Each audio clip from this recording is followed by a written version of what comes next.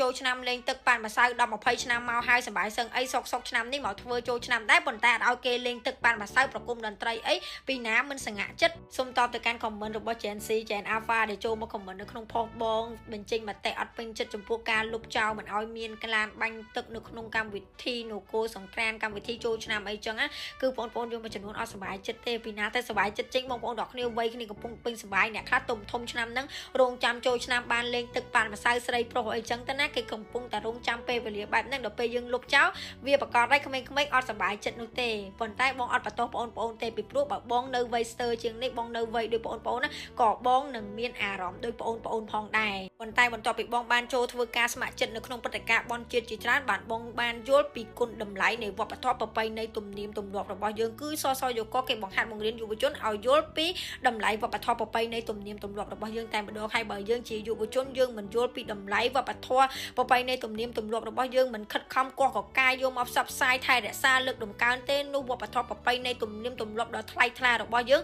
ដែលដូនតាបន្សល់ទុកឲ្យនឹងគឺនឹងបាត់បង់ទៅកប់ក្នុងដីចោលគ្មាននរណាគេនឹកដល់តែម្ដងហើយក៏គ្មាននរណាគេស្គាល់ពីតម្លៃវប្បធម៌ដ៏ថ្លៃថ្លានិងសម្បូរបែបរបស់ខ្មែរយើងដែរវប្បធម៌ប្រពៃណីទំនៀមទម្លាប់របស់ជាតិសាសន៍មួយគឺជារបស់កម្រណាមិនអាចមានជាតិសាសន៍ផ្សេងមានដូចបាននោះទេអញ្ចឹងហើយអានឹងហើយគឺជា unique របស់យើងគឺជាភាពកម្ររបស់យើងអញ្ចឹងយើងគួរតែច្នៃវាដើម្បីជាភាពតាក់ទាញយកទៅតាក់ទាញទេសចរឲ្យគេមកចង់ដឹងចង់ឮចង់ស្គាល់ពីវប្បធម៌យើងគេចាយលុយនៅក្នុងប្រទេសយើងអារឿងវប្បធម៌ប្រពៃណីជាតិទំនៀមទម្លាប់អីនេះអ្នកដើរលេងអ្នកទេសចរតែម្ដងគឺគេចង់ដឹងគេចង់ស្គាល់គេចង់ explore culture នឹងតែម្ដងដូចបងក្នុងនាមជាអ្នកដើរលេងដែរគឺបងទៅប្រទេសណាបងចង់ដឹងពីវប្បធម៌ប្រពៃណីទំនៀមទម្លាប់គេណាអញ្ចឹងហើយបើយើងផុសផុលអាវប្បធម៌ប្រពៃណីល្បែងប្រជាប្រិយយើងឲ្យច្រើនពេលគេមកលេងប្រទេសយើងក្នុងឱកាសចូលឆ្នាំតិចឬច្រើនគឺគេនឹងចង់ស្គាល់តែម្ដងថយក្រោយបន្តិចអាពេលវេលាដែលយើងបើក walking street ដំបងណាឃើញយុវជនយើងនាំគ្នាលេងល្បែងប្រជាប្រិយនៅទីនោះហើយធ្វើឲ្យភ្ញៀវទេសចរគេចាប់អារម្មណ៍